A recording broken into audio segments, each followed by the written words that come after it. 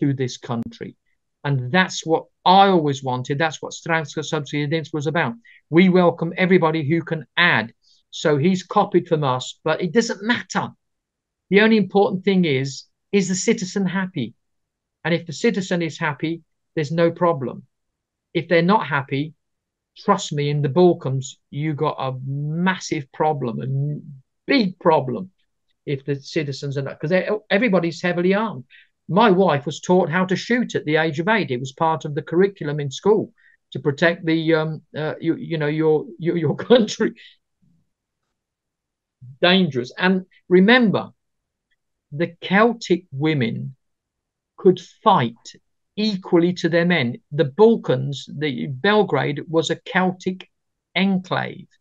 Your women there are strong, they're tough, they're strong-minded, they're resilient, they're not scared, they can stand up to you. Not in Europe. Europe, they're thin and that, that. But in the Balkans, you try and tell a woman what to do and see how far you can get. Physically, they're the same as you. And that's their Balkan heritage. And that is the Celtic heritage. Because the men would go off and fight and the women had to survive and fight between themselves.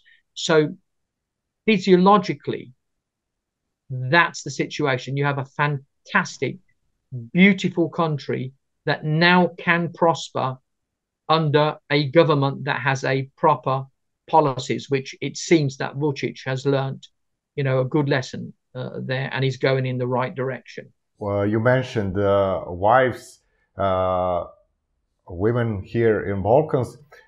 Is it true that your wedding actually was as bright as Arkan's wedding?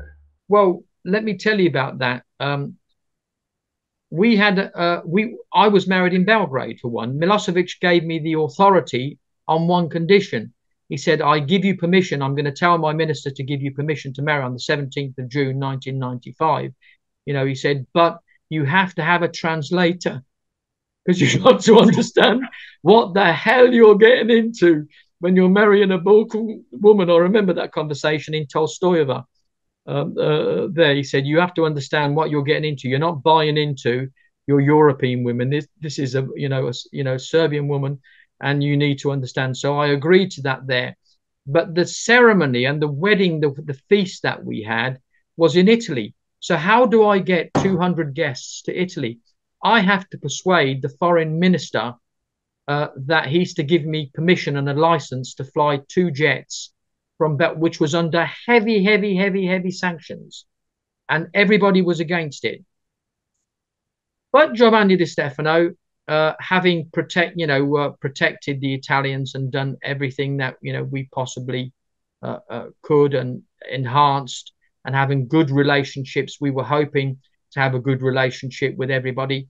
The minister, controversially and under some criticism from Parliament, gave licenses for Yugoslav Airlines 2 jets to come into Ciampino.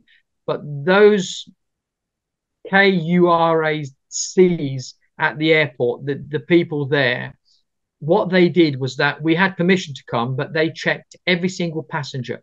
So when we came there, they were 2 or 3 hours late. The buses were ready, but it didn't matter because we were married, we were happy, everything was